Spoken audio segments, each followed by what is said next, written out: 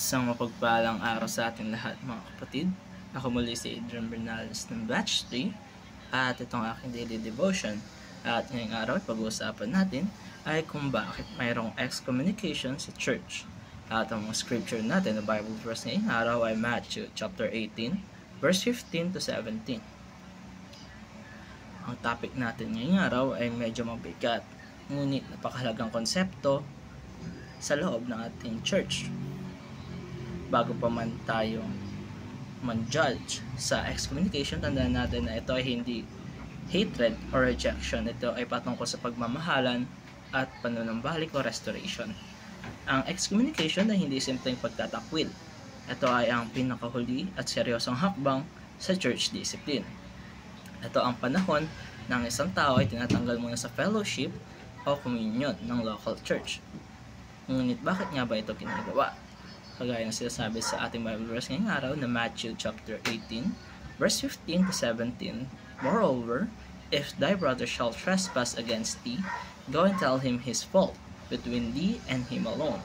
If he shall hear thee, thou hast gained thy brother.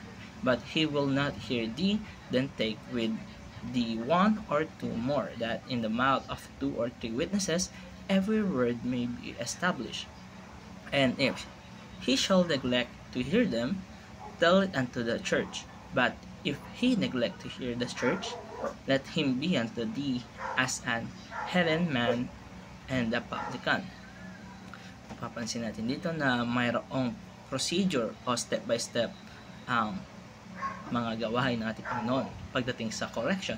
Hindi agad-agad na pinapalayas o tinatanggal. Mayroong proseso, may grace, at kung dumating man sa point ng excommunication, ito ay dahil ayaw ng church na manatili ang isang kapatid sa kasalanan. Hindi ito condemnation, ito ay isang wake-up call sa ating mga kapatid. At para naman sa ating teaching ngayong araw ay unang-una, church discipline, including excommunication, is a biblical act of love and accountability. Mahirap sabihin ang totoo sa ating kapwa nating manampalataya, lalo na kung alam natin ito ay makakasakit sa kanila. Pero kung tunay natin silang mahal, hindi natin sila hayaan na magpatuloy sa kasalanan. Tayo ay patuloy na magkokonfronta sa kanya ng may pagmamahal, hindi para mapahiya siya, kundi para sila ay mabalik sa tamang landas patungo sa ating Panginoon.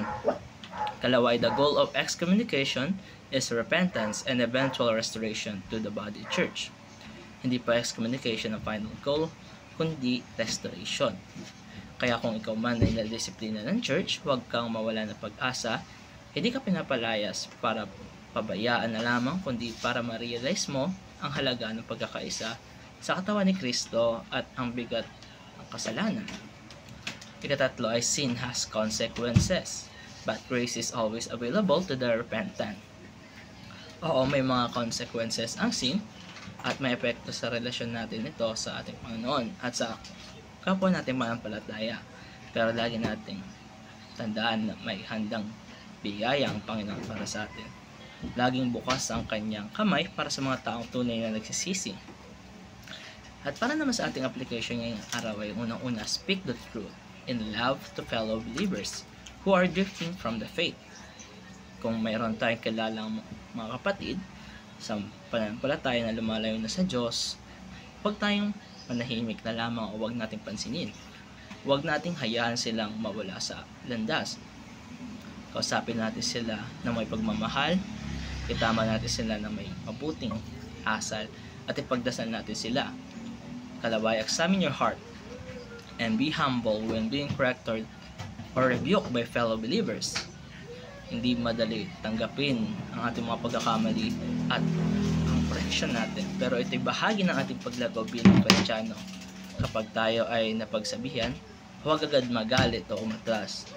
Bagkus ay i-humble natin ang sarili natin at tanungin natin Panginoon kung totoo ba ito, at manghingi tayo ng gabay niya para tayo ay matulungan.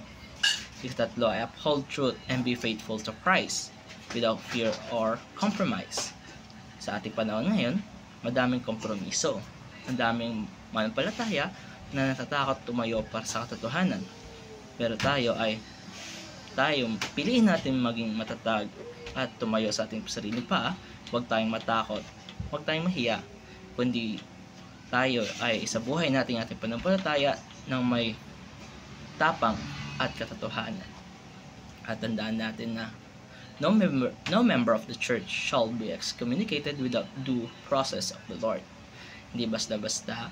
Kaya kung sakaling mapunta tayo sa sitwasyon ng church discipline, lagi natin tandaan na ito ay this is love in action. Kaya mga kapatid, dito nagtatapos ang aking daily devotion. Maraming salamat sa panonood.